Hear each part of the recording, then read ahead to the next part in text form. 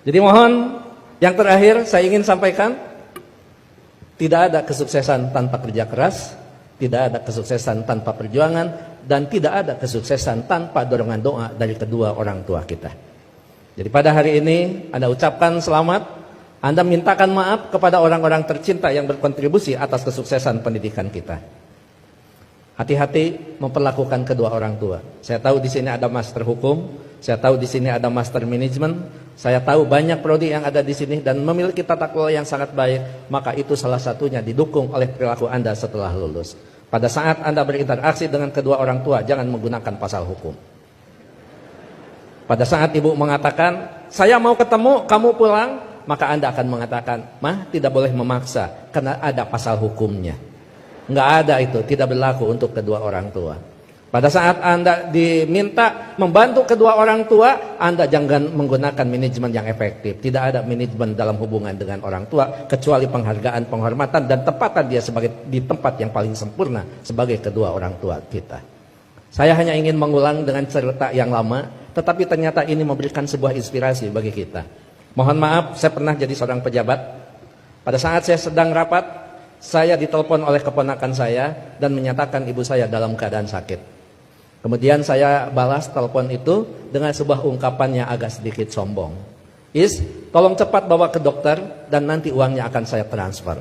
Ternyata ibu dari kejauhan menjawab kalimat saya dengan sebuah kalimat yang tegas. Enggak usah ditransfer, yang penting kita bisa ketemu. Kalau ibu sudah mengatakan yang penting kita bisa ketemu, maka jabatan itu tidak ada, maka rapat itu tidak ada. Dan boleh saya katakan, kalau saya sudah dipanggil ibu dan bapak, tidak ada yang bisa menolak panggilan siapapun, termasuk atasan saya. Kalau itu ibu dan bapak yang memanggil, karena yakin, kalaupun saya bisa memberikan sebuah alasan, Pak mohon maaf ibu saya dalam keadaan sakit, maka atasan saya akan memahami semua, karena mereka juga pernah dibesarkan dan memiliki rasa hormat kepada kedua orang tuanya.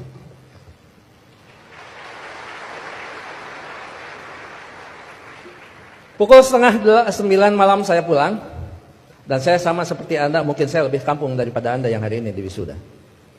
Saya tidak dilahirkan di tengah kota, saya dilahirkan di kaki Gunung Papandayan yang sekarang terkenal dengan tempat wisata Kawah Papandayan. 3 jam saya sampai di rumah, 11:30 saya sampai di rumah. Ternyata ibu dalam keadaan segar bugar, tetapi saya tidak menunjukkan perasaan suudon kepada ibu. Kenapa? Ternyata di situ ada hikmah. Bagi seorang ibu dan bapak dalam keadaan sakit, kemudian dia menunggu anaknya terkasih dan tersayang, maka pada saat dia bertemu, maka kehadirannya lebih mujarab daripada obat yang diberikan oleh seorang dokter. Catat itu. Ibu tidak hanya menunjukkan segar dan bugar, tapi ibu juga tetap memperhatikan kesukaan makanan anaknya.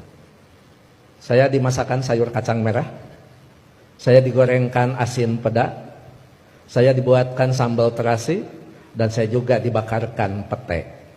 11:30 malam, coba bayangkan ada sayur kacang merah, nasi putih, bakar pete, dan belum peda ditambah sambal terasi.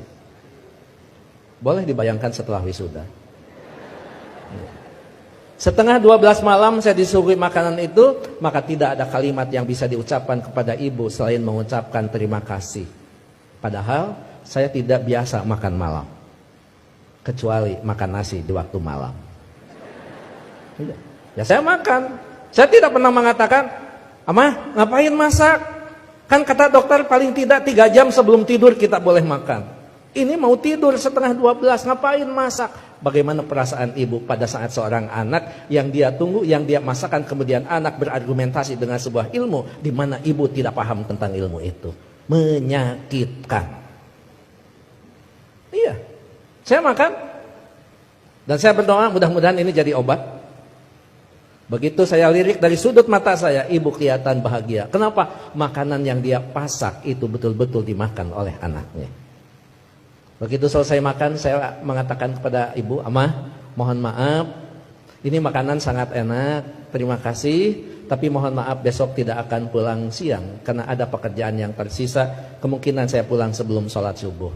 Ibu dengan bijak mengatakan, enggak apa-apa, yang penting kita sudah ketemu, sok istirahat. Saya sambil dituntun, dibawa ke kamar, setelah di kamar saya diselimuti. Ibu lupa kalau anaknya adalah seorang profesor. Ayo tepuk tangan. Itulah ibu. Jadi Anda mohon maaf, baru juga ahli madya ya? Ahli madya, ibu mau nyelimutin. Ngapain? Ini baru wisuda. Ada yang lebih tinggi lagi. Masa mah disimutin? Ini tekan sarjana. Nggak ada di depan orang tua itu. Jangankan ahli madya, sarjana, master, doktor, seorang profesor di hadapan ibu, di hadapan bapak, tetap kita adalah seorang anak yang perlu menghormati mereka.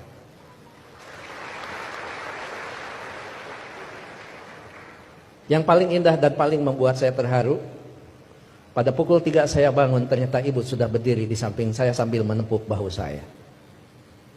Cepat kamu bangun, jangan lupakan sholat sepertiga malam terakhir. Kenapa? Kamu bisa mendapatkan yang semua ini bukan karena kepintaran kamu, jangan-jangan bukan karena kecerdasan kamu, mungkin keberuntungan doa kita dikabulkan oleh Allah Subhanahu wa Ta'ala. Jadi ibu masih khawatir tentang anaknya. Ibu khawatir anaknya merasa pintar sehingga pintar menjadi sebuah kesombongan. Ibu masih khawatir anaknya cerdas, cerdas menjadi sebuah kesombongan. Bahkan melupakan siapa yang menentukan takdir segalanya pada kehidupan kita. Itu pada profesor itu. Jadi tolong ibu bapak, sebagai orang tua, anak kita hari ini di wisuda, tetap mereka adalah anak kita yang perlu kita luruskan pada saat mereka terlempar dari jalan yang memang ditentukan. Perlu diberikan peringatan, tapi tentu sekarang ini ada kaidah-kaidah yang beda dengan zaman dulu. Seorang siapa Pak Rektor, sahabat itu, Ali, mengatakan, didiklah anak-anakmu bukan dengan zamanmu, karena mereka tidak mungkin mengalami zaman yang seperti kita alami. Jadi memang cara sudah berbeda, cara kita memperlakukan anak-anak kita. Tapi sejatinya tetap kewajiban kita adalah bagaimana mendidik anak-anak kita, bukan masalah kedewasaan. Tapi masalahnya sampai nyawa berpisah dengan badan, itu tetap menjadi kewajiban kita sebagai kedua orang tua. Begitu saya sudah selesai sholat, kemudian di situ saya bisa mendapatkan sebuah hikmah. Memang orang tua kita adalah punya kecerdasan yang luar biasa. Padahal ibu saya bukan profesor, ibu saya tidak lulus SMA, ibu saya juga tidak lulus SD. Beliau hanya lulusan sekolah raya. Tapi apa? Dalam sebuah komunikasi waktu itu saya katakan, "Ama, sekarang saya pergi, mohon pamit." Ibu masih bertanya, "Kamu nanti sholat di mana?" Saya jawab, "Nanti sholat di jalan." Ibu langsung mengkritisi kalimat saya, "Jangan suka sholat di jalan."